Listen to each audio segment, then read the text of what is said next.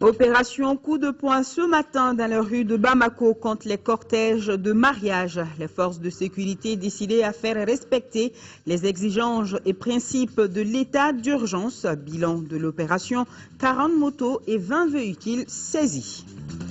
400 millions de francs CFA, c'est le montant dont vont bénéficier les commerçants détaillants des régions touchées par la crise.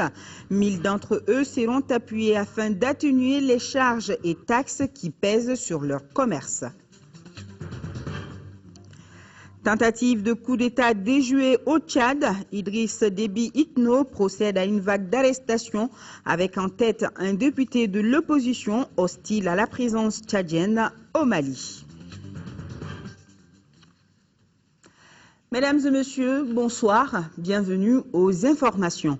Le Conseil des ministres s'est réuni ce matin à Koulouba sous la présidence du président de la République par intérim, Djonkouda Traoré. Il a procédé à des nominations ainsi qu'à des communications. Au chapitre des mesures individuelles, le Conseil des ministres a procédé aux nominations suivantes. Au titre du ministère de l'administration territoriale, de la décentralisation et de l'aménagement du territoire, gouverneur de la région de Kidal, colonel Adama Kamisoko. Au titre du ministère de l'élevage et de la pêche, secrétaire général, Modi Kanouté, vétérinaire et ingénieur de l'élevage. Conseiller technique, Martine Keita, ingénieur des eaux et forêts. Mamadou Sekou Djiré, vétérinaire et ingénieur de l'élevage. Au chapitre des communications, au titre de la présidence de la République, commissariat à la sécurité alimentaire, le Conseil des ministres a été informé de la situation alimentaire et de l'évolution des prix des produits agricoles. La situation alimentaire dans le centre et le sud du pays se caractérise par un niveau satisfaisant des réserves alimentaires familiales et un approvisionnement correct des marchés en céréales.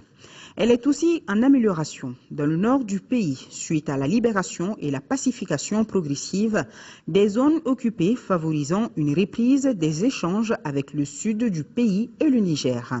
En perspective, la situation alimentaire restera normale dans le centre et le sud grâce à la disponibilité des réserves familiales, à un bon état d'approvisionnement en céréales sur les marchés et une évolution saisonnière de prix dans une fourchette acceptable. Concernant l'évolution des prix des produits agricoles, la période d'observation du 18 au 24 avril 2013 se caractérise par une stabilité globale des prix sur les marchés céréaliers. Cependant, on relève quelques fluctuations sur les marchés de production où le mil affiche une hausse de prix. Parallèlement, on a relevé une baisse de prix du riz Gambiaka à Bamako. Au titre du ministère des Affaires étrangères et de la coopération internationale, le Conseil des ministres a entendu une communication relative à la réunion du comité ministériel de suivi des négociations de l'accord de partenariat économique entre l'Afrique de l'Ouest et l'Union européenne tenue à Praia les 21 et 22 mars 2013. Le Mali était représenté à cette réunion par une délégation conduite par le ministre des Affaires étrangères et de la coopération internationale, président du Comité national de suivi des négociations de l'accord de partenariat économique. Les négociations de l'accord de partenariat économique entre la région Afrique de l'Ouest et l'Union européenne, dont l'achèvement était fixé au 31 décembre 2007, sont toujours en cours, malgré les reports successifs de date, pour la conclusion d'un accord régional global, équilibré et porteur de développement. Après plusieurs séries de négociations, diverses questions restent pendantes, notamment celles concernant surtout le niveau d'ouverture du marché ouest africain, le projet de texte de l'accord et ses mesures d'accompagnement. En vue de parvenir à un compromis négocié sur le niveau d'ouverture commerciale du marché ouest africain, le comité ministériel de suivi des négociations de l'accord de partenariat économique a recommandé aux États de présenter leur analyse technique sur la proposition d'ouverture à 75% en 25 ans. Ces résultats feront l'objet d'une réunion qui se tiendra à Banjul du 6 au 10 mai 2013, dont les conclusions seront soumises au prochain Conseil des ministres de la CEDEAO. Restons à Koulouba, où le président Dioncoula Traoré a reçu le ministre gambien de l'Intérieur. Ousmane Sonko était porteur des messages du président gambien Yahya Jammeh. Au cours de cette audience, les deux personnalités ont évoqué les questions de sécurité. L'émissaire gambien à sa sortie d'audience est au micro de Mamari Koni. I'm a special envoy of His Excellency Chef Professor Dr. Alhaji. L'envoyé spécial du président, le professeur El Hadji Yahya Jammeh, président de la République du Gambie. Donc, Gounda Traoré, président de la République par intérim de la République du Mali. Je suis effectivement porteur d'un message de fraternité et de bonne foi, de bonne volonté au président de la République du Mali. Eh bien, comme vous le savez, le Mali et la Gambie ont beaucoup de choses en commun. Nous avons des liens de sang, nous avons des liens culturels, nous avons des liens socio-économiques qu'il faut pérenniser, qu'il faut activer. Alors donc c'est dans cet esprit que nous sommes ici, vu les problèmes qui existent au Mali. Il est clair que la paix et la sécurité et la stabilité au Mali veut bien dire aussi qu'en Gambie, la paix et la sécurité et la stabilité sont des choses qui sont essentielles pour le développement socio-économique de nos pays. D'une audience à une autre, celle-là a été accordée par le Premier ministre Django Sissoko au ministre suédois de la Défense. Parmi les points inscrits à cette rencontre, l'état de la coopération entre la Suède et le Mali. Pour plus de précision, écoutons Madame le ministre suédois de la Défense au micro de Ramata Konati. Le message clé qui s'est dégagé de nos entretiens, c'est qu'il est important de tout mettre en œuvre pour que les élections qui pointent à l'horizon au Mali puissent réussir. Et il est également important que toutes les interventions de différents partenaires puissent être bien coordonnées afin que l'objectif commun que nous visons tous puisse être atteint. Les relations de coopération entre la Suède et le Mali sont excellentes. Récemment, la Suède a levé la suspension qui frappait les relations de coopération entre nos deux pays. Cela a été fait en début avril. Donc, les relations se portent très bien. Nous avons des contributions sur lesquelles nous travaillons, à savoir, il y a les relations bilatérales, les relations de développement à long terme. Et comme je vous ai dit tantôt, il y a la mission européenne de formation et aussi l'intervention générale de l'Union européenne au Mali. Nous faisons partie de cette intervention en faveur du Mali. Pour nous, la Suède, nous pensons que nous avons tous intérêt à ce que la paix et la sécurité reviennent au Mali et dans la région dans laquelle se trouve le Mali, afin que tout le monde entier puisse en bénéficier. Dans sa rencontre avec le chef du gouvernement, le ministre suédois s'est rendu à Koulikoro avec les instructeurs de la mission européenne. Il a été question de l'évolution de la formation des soldats maliens. Seydou Traoré, les détails. Avec 23 experts formateurs dans l'équipe nordique, le groupe chargé de la formation d'infanterie au sein de la mission européenne de formation, la Suède accompagne le Mali dans sa reconquête totale des régions du Nord et la sécurisation de l'ensemble de son territoire. C'est dans la continuité de son soutien à notre pays que le ministre suédois de la Défense a rendu cette visite aux instructeurs européens à Koulikoro. Ici, Mme Karen Enstrom a pu comprendre le schéma élaboré pour la mise à niveau des soldats maliens, l'apport des experts suédois dans la mission européenne au Mali et l'état d'évolution de la formation. Le premier objectif, c'est de montrer l'appui de la Suède au Mali et aussi l'appui de la Suède à la mission de formation de l'Union européenne ici au centre d'instruction de Koulikoro et aussi acquérir des informations et me faire une expérience, une expérience directe de comment la situation évolue à Bamako et au Mali. En témoin oculaire, le ministre suédois de la Défense a assisté à des séances de montage d'armement par les soldats et des exercices de contrôle de zone. Au-delà de son assistance militaire, la Suède entend élargir son soutien au plan humanitaire. Nous allons aussi également poursuivre notre volet de soutien civil. Nous avons une agence de soutien civil, d'appui civil, qui va aussi poursuivre ses activités et nous allons continuer à soutenir également l'UNICEF En signant le livre d'or, Mme Karen Enstrom a adressé tout son encouragement à l'équipe de formation et aux soldats maliens. Il est à rappeler que ce premier bataillon Waraba, est à mi-parcours de sa formation à Koulikoro. À l'Assemblée nationale, les membres de la plateforme des fédérations et associations nationales de jeunes du Mali ont été reçus par le président de l'institution. Ils sont venus présenter aux parlementaires leur projet d'émission Djoro, un projet qui porte sur la contribution de la jeunesse à l'effort de guerre. Adama Kodjo. Lancé en janvier dernier, le projet dénommé Demson Djoro est la contribution de la jeunesse malienne à l'effort de guerre. La plateforme se fixe comme objectif de collecter des fonds et des poches de sang pour les forces de défense et de sécurité. Il faut que nous-mêmes nous jouons un rôle.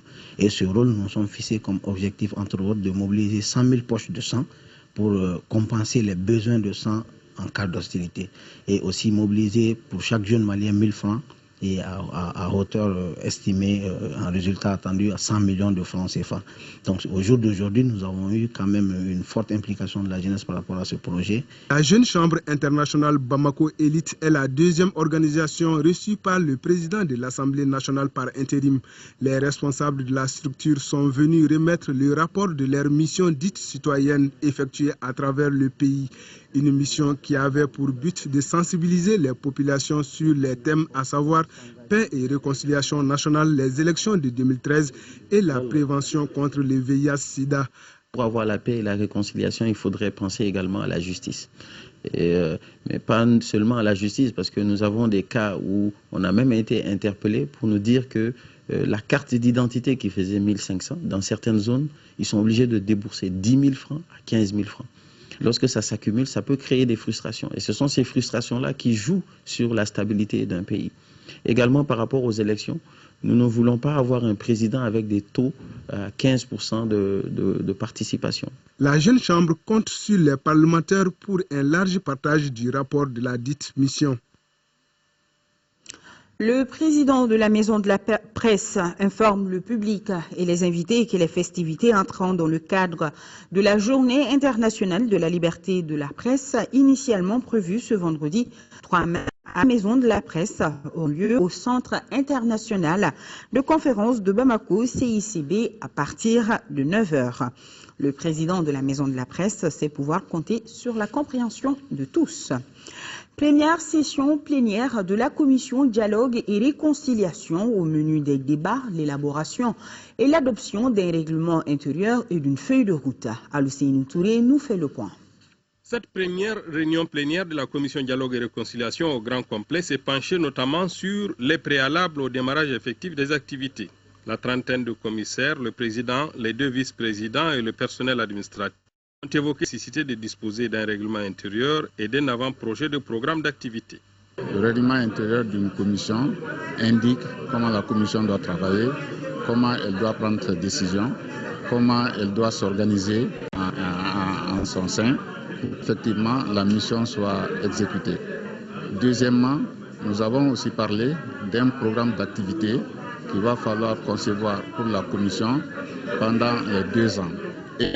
Rendre compte de l'exécution au fur et à mesure, de façon trimestrielle, parce que vous n'ignorez pas que c'est à la fin des 2 ans qu'un rapport final doit être fait et remis au président de la République. Comme méthodologie de travail, la Commission consacrera une grande partie de son temps à l'écoute. Déjà, plusieurs personnes ressources sont identifiées pour apporter l'expertise au travail de la Commission qui compte déjà élaborer un plan de communication. En attendant le déploiement sur le terrain, un atelier aidera à mieux fixer les objectifs. Nous sommes à la Commission Dialogue et Réconciliation. Restons-y. Une délégation de l'Union européenne, conduite par son chargé d'affaires, a été reçue en audience. Bertrand Sauret a fait part des possibilités d'accompagnement de l'Union européenne.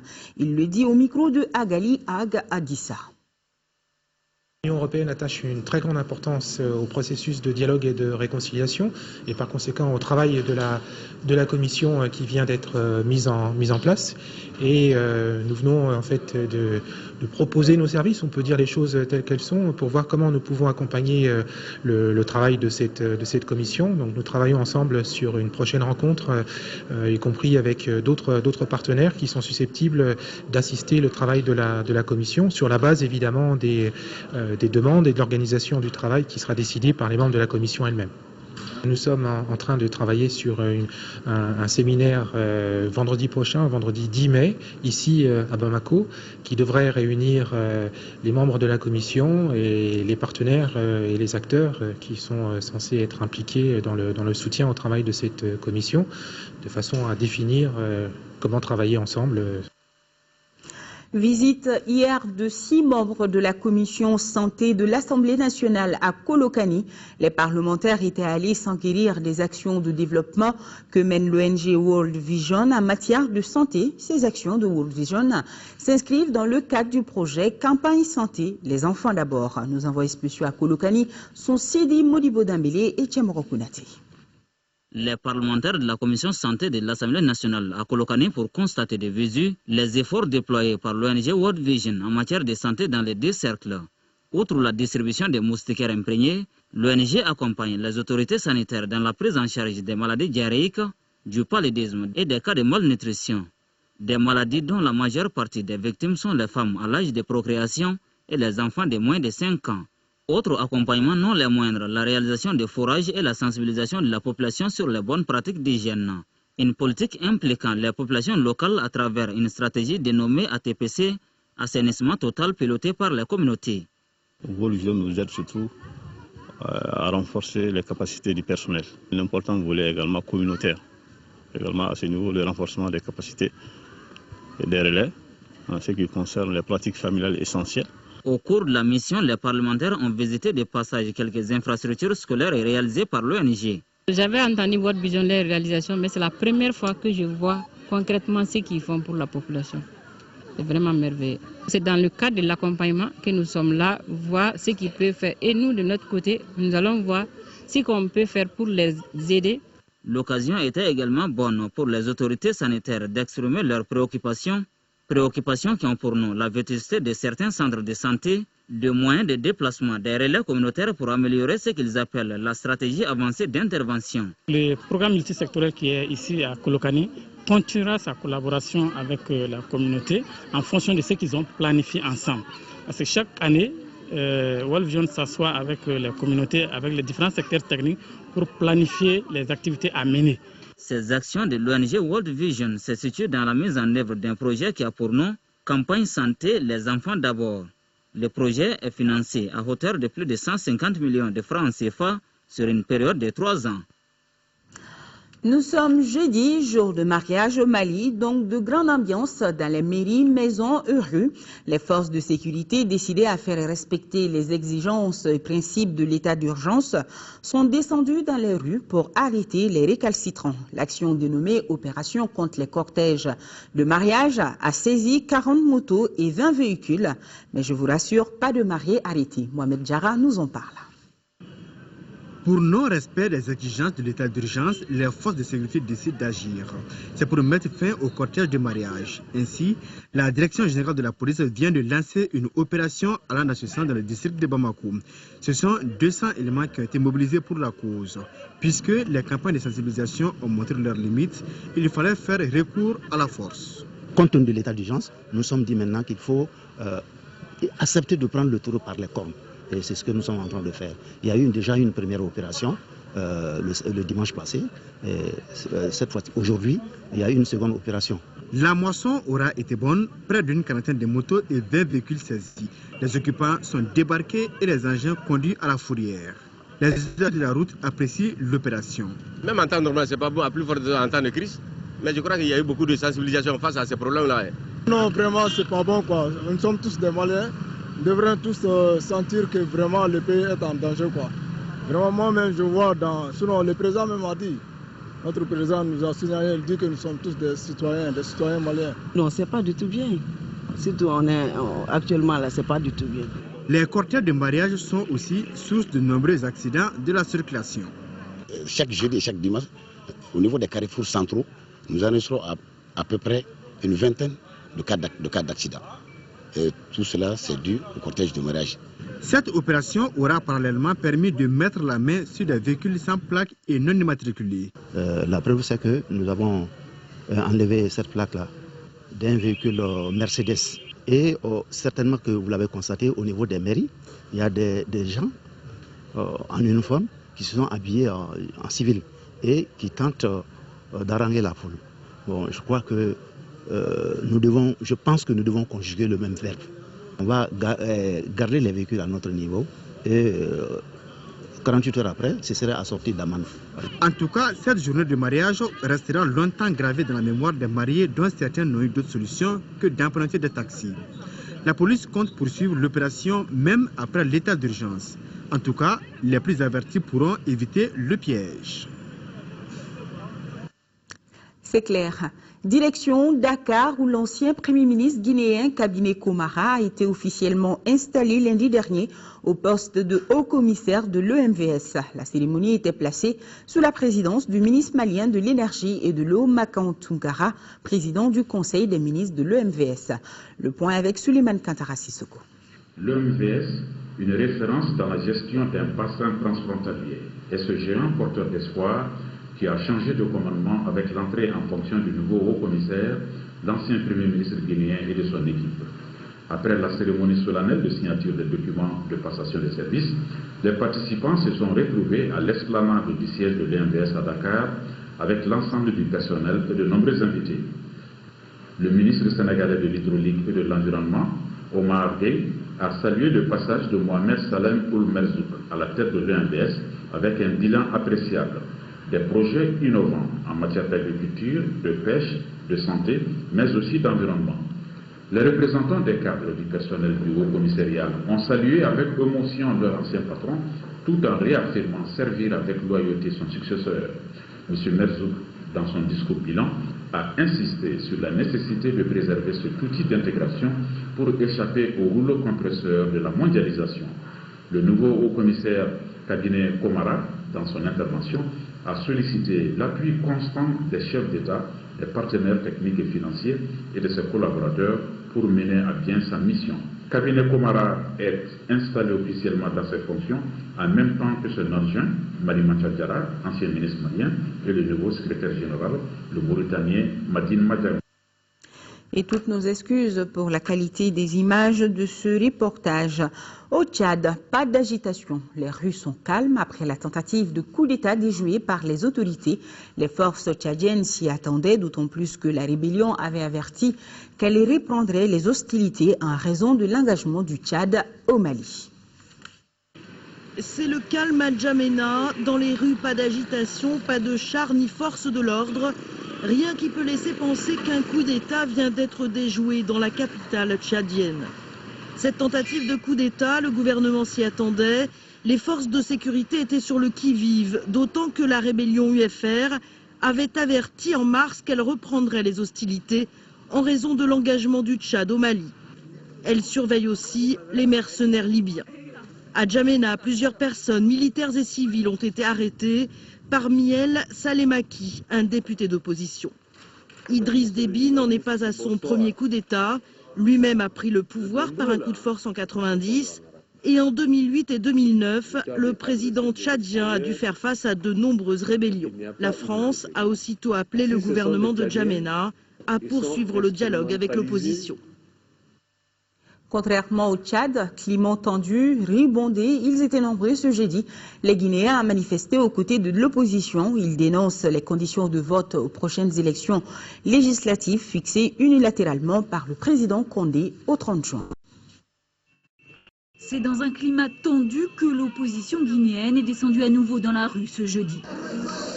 Derrière ses leaders, elle dénonce les conditions de vote aux prochaines élections législatives, fixées unilatéralement par le président au 30 juin prochain.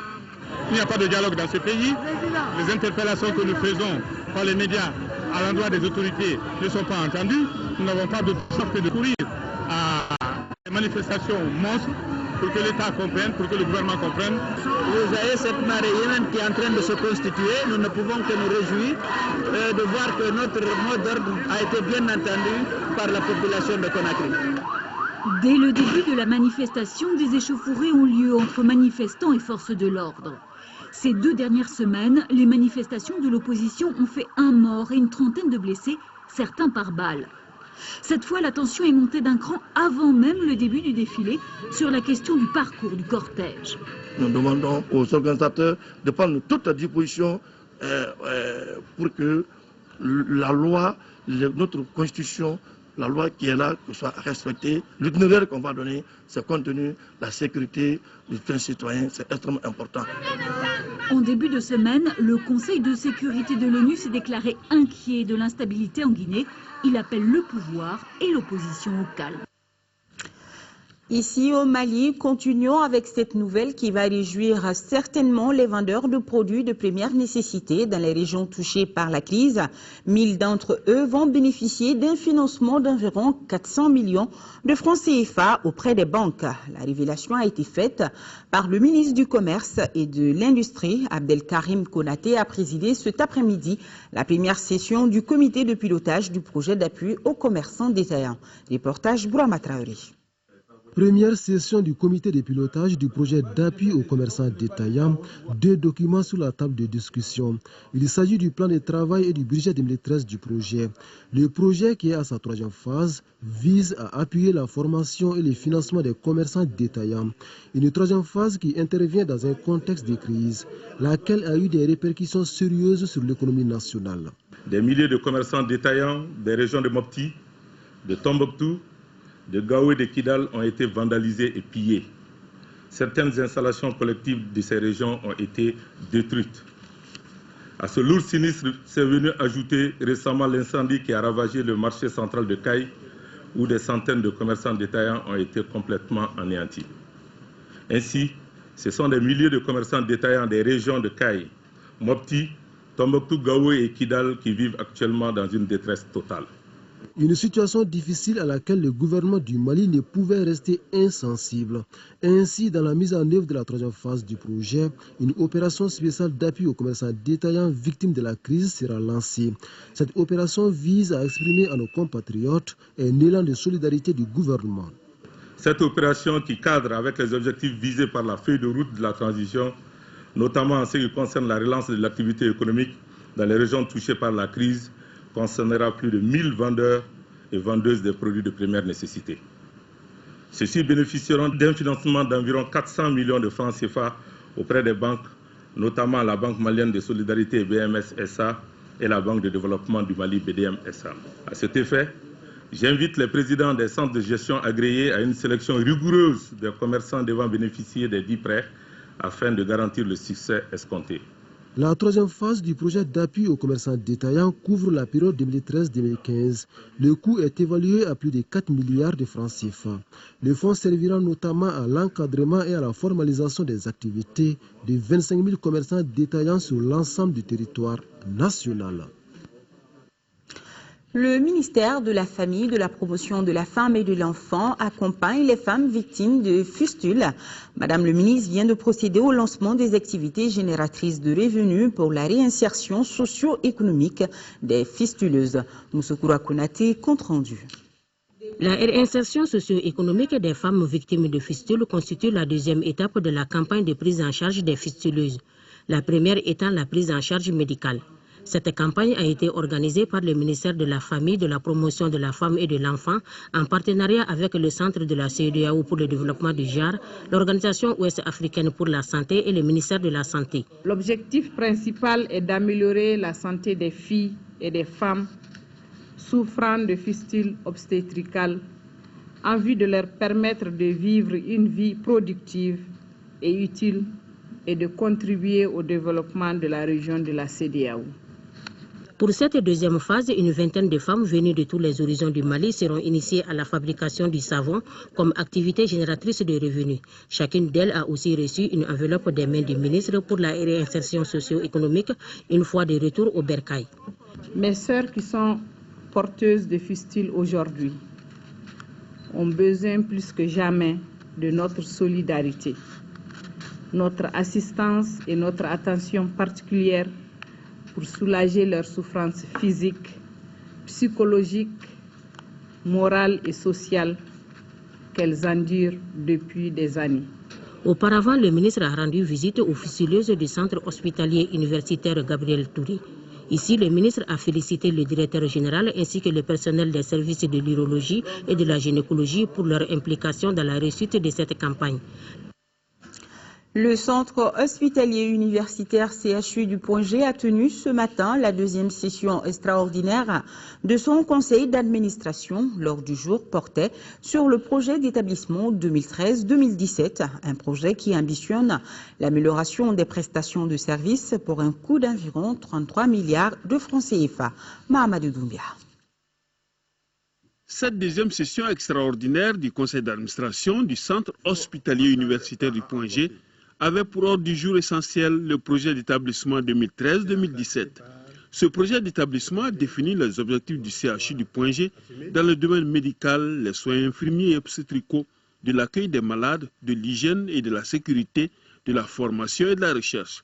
L'État actuellement dépense plus de 900 millions par an pour les évacuations sanitaires. Et pourquoi on évacue? Soit parce que le matériel n'est pas là, ou alors la compétence n'est pas là.